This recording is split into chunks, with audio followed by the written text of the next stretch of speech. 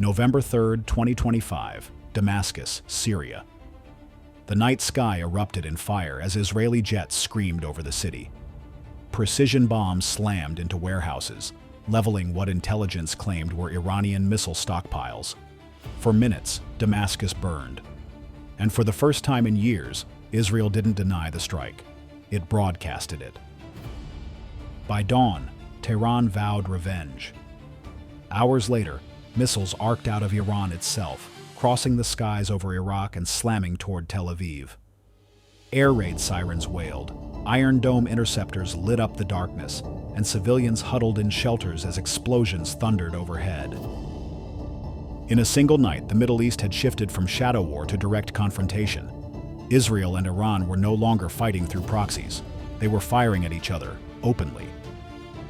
Before we break down how this clash nearly triggered a regional war involving the US and its allies, make sure you subscribe to Navy Power, hit that like button, and turn on notifications. And remember, you can also become a sponsor through the link in the description. Part of every contribution goes directly to supporting wounded Ukrainian soldiers and delivering aid to those devastated by war. Together, we uncover the truth, and we stand with those who need it most. The first explosion came just after midnight. Residents of Damascus were jolted awake as the sky lit up with streaks of light.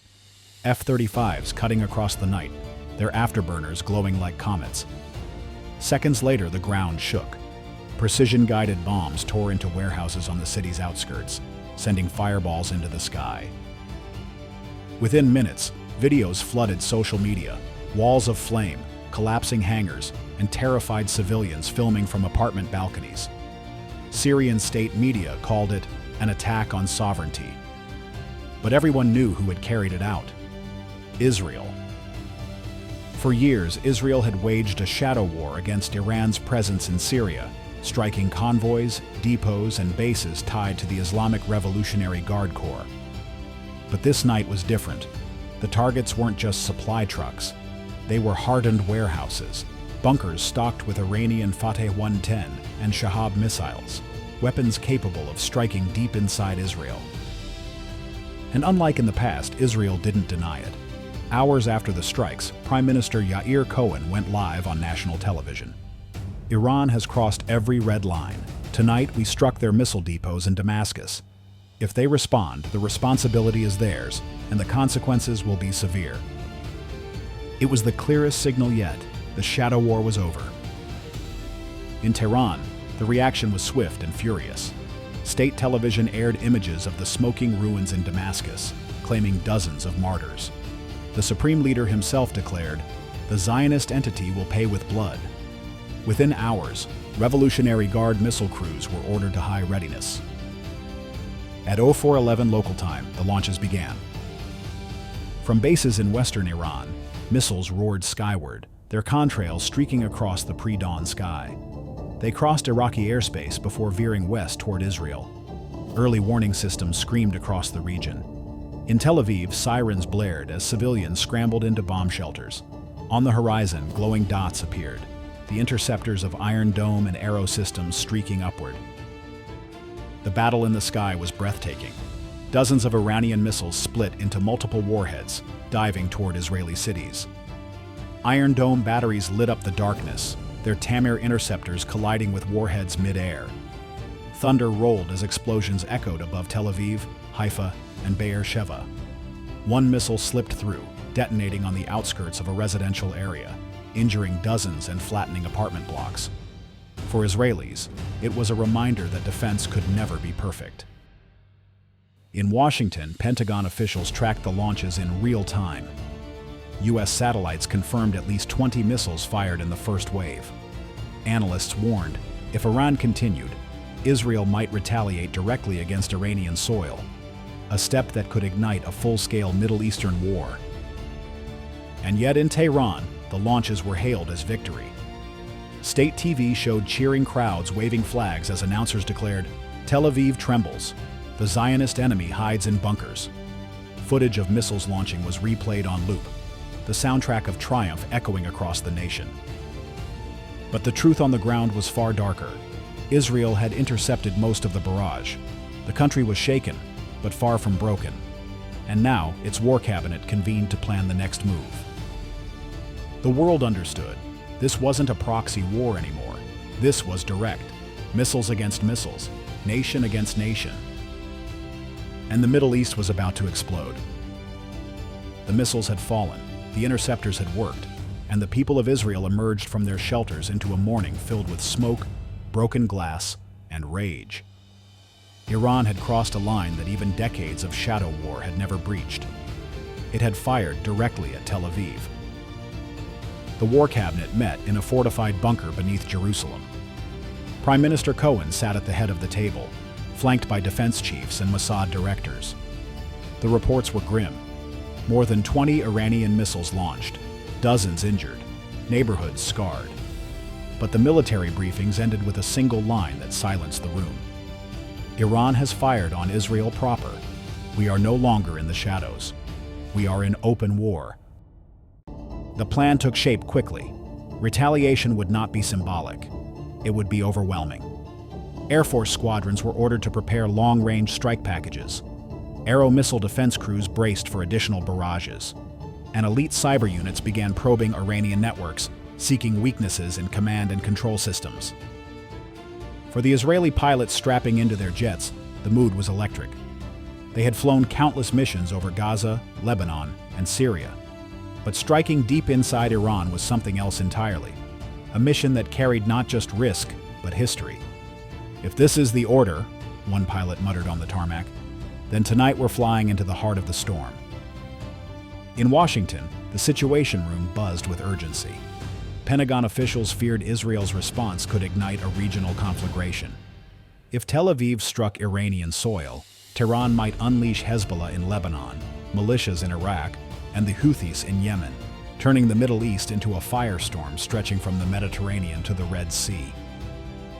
President Trump called an emergency press conference, his words carefully measured. "America stands with Israel. We will not tolerate attacks on our ally, but we urge restraint, because the entire region hangs in the balance." Behind the scenes, however, U.S. forces were already moving. The USS George Washington Carrier Strike Group was ordered into the eastern Mediterranean. American B-52s flew from Diego Garcia toward the Persian Gulf, a deliberate show of force. Across the region, allies scrambled. Saudi Arabia raised air defenses to maximum alert, fearing Iranian missiles might overshoot or be redirected. Jordan quietly opened its airspace to U.S. reconnaissance flights. And in Turkey, President Erdogan called for an emergency summit, warning that the conflict could spiral out of control. Meanwhile, Tehran doubled down. Iranian state television framed the Tel Aviv strike as only the first wave. Generals appeared on screen vowing thousands more rockets if Israel retaliated. Missile crews dispersed across the desert, hiding launchers under camouflage nets. For ordinary Iranians, grocery stores filled with panic buyers, as rumors spread of Israeli jets already inbound. The streets of Tel Aviv told a different story. Sirens had quieted, but the city was far from calm. Families swept shattered glass from apartment floors. Children clutched toys as they huddled in underground shelters, uncertain if they could safely return home.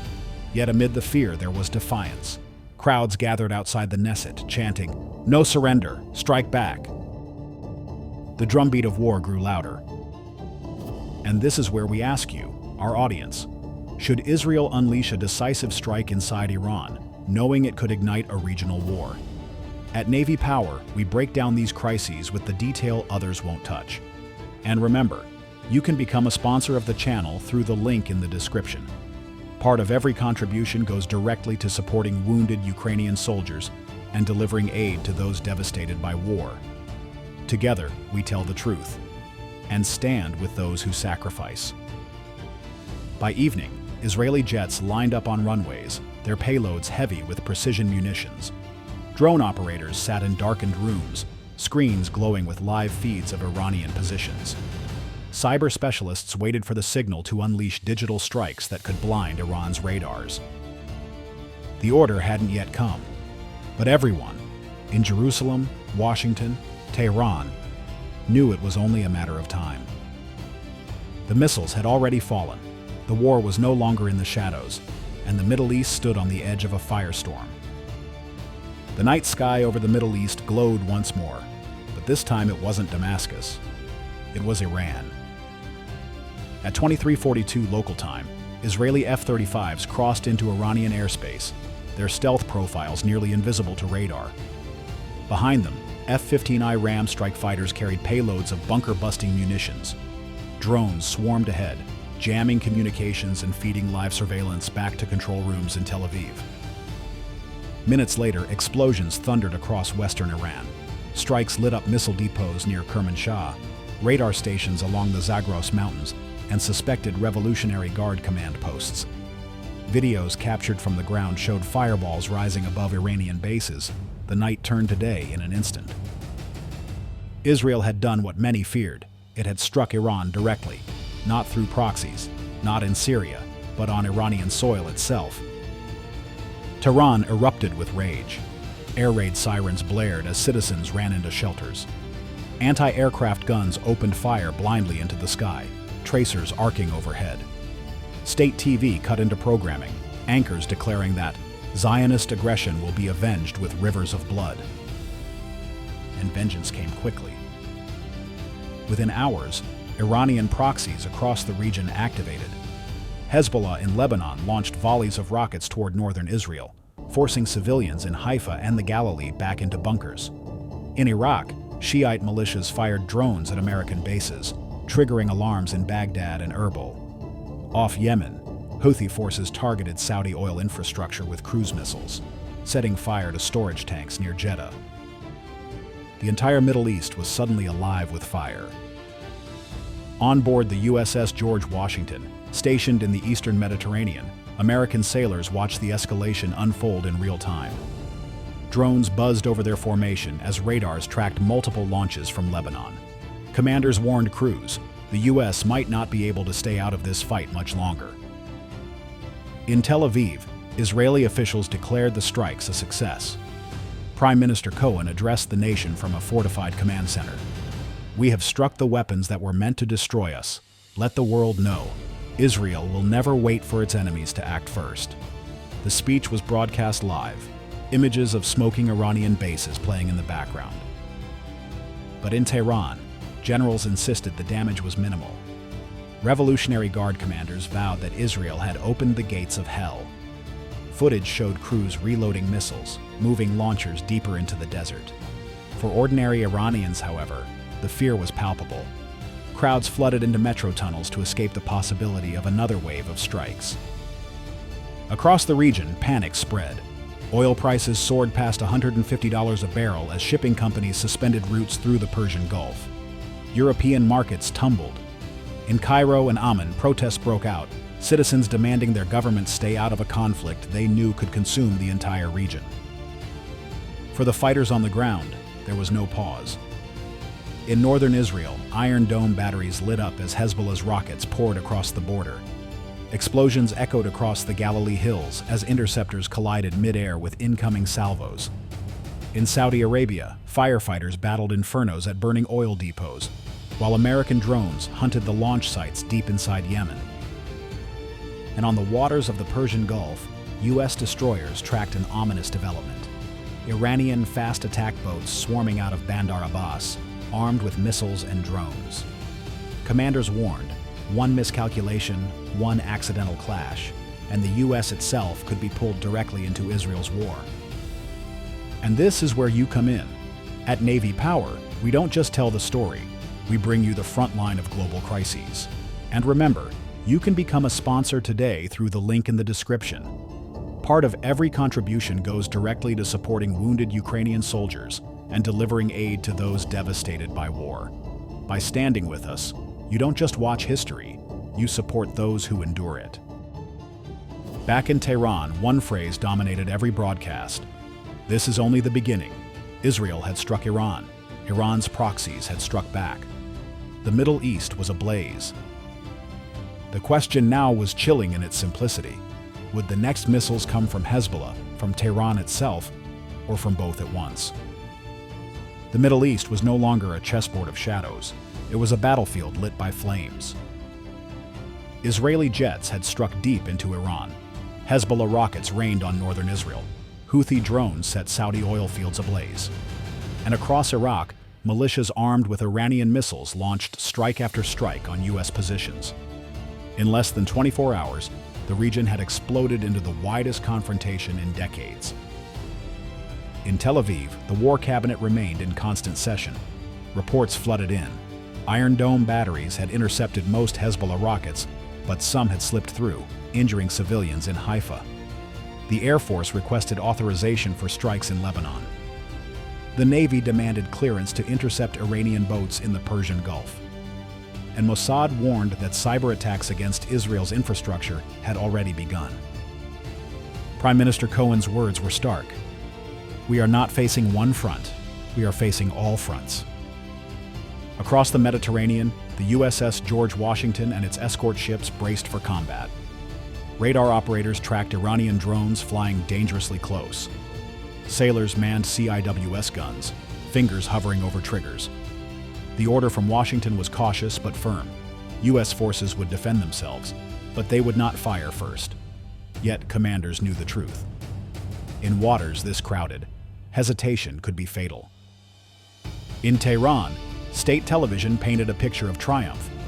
Anchors boasted that the Zionist strikes failed, showing images of intact missile launchers, carefully staged for the cameras. Crowds filled public squares, chanting for revenge. And from the balcony of a military academy, an IRGC commander promised, "The next missiles will not stop at the sea. They will reach the heart of Tel Aviv." Markets convulsed. Oil soared past $180 a barrel. Shipping insurance collapsed, and the price of wheat and gas spiked globally. European leaders called for restraint, warning that the conflict threatened to plunge the entire world economy into chaos. But restraint was in short supply. In Haifa, Israelis huddled in shelters as air raid sirens wailed again. In Beirut, Hezbollah celebrated as fresh rockets streaked skyward. In Riyadh, Saudi firefighters battled infernos at burning oil depots. And in Baghdad, U.S. troops scrambled to bunkers as rockets exploded inside their bases. For ordinary people, it was a nightmare made real. For the militaries, it was a test of endurance. And yet the most dangerous weapon had not yet been fired. Intelligence suggested that Iran was moving medium-range ballistic missiles into hardened shelters. Analysts warned that these could carry heavier payloads, even unconventional warheads. For Israel, that was the red line. For Washington, it was the nightmare scenario. Inside the Pentagon, the Joint Chiefs debated next steps. Should the U.S. launch strikes to cripple Iran's missile infrastructure, or would that drag America into Israel's war? One general summed it up bluntly. If Iran fires on Tel Aviv again, we may have no choice. And here's where we pause to speak directly to you. At Navy Power, we cover these moments with honesty and urgency, because they shape the future of every nation. And we do more. Part of every sponsorship we receive goes directly to supporting wounded Ukrainian soldiers and delivering aid to those devastated by war. You can become a sponsor today through the link in the description. By standing with us, you're not just watching history, you're making a difference. Back in the skies above the Middle East, the escalation continued. Israeli drones struck Hezbollah launch sites in southern Lebanon. Iranian fast attack boats harassed U.S. destroyers in the Gulf, forcing warning shots. Saudi jets bombed Houthi positions near Sana'a. The conflict had sprawled across thousands of miles, from the Levant to the Arabian Peninsula. And yet one question loomed over every commander, every politician, every family huddled in a shelter. Would Iran itself unleash a full-scale barrage? As night fell, Israeli pilots climbed back into their cockpits, prepared to fly again. In Tehran, missile brigades moved under cover of darkness. On American carriers, sailors whispered in mess halls, wondering if dawn would bring war on a scale unseen in generations. The fire had already spread, and the Middle East was one miscalculation away from total war. Israel had struck. Iran had answered. Proxies had ignited every front from Lebanon to Yemen, and the U.S. Navy floated in the middle, bracing for the clash that could drag America into the storm.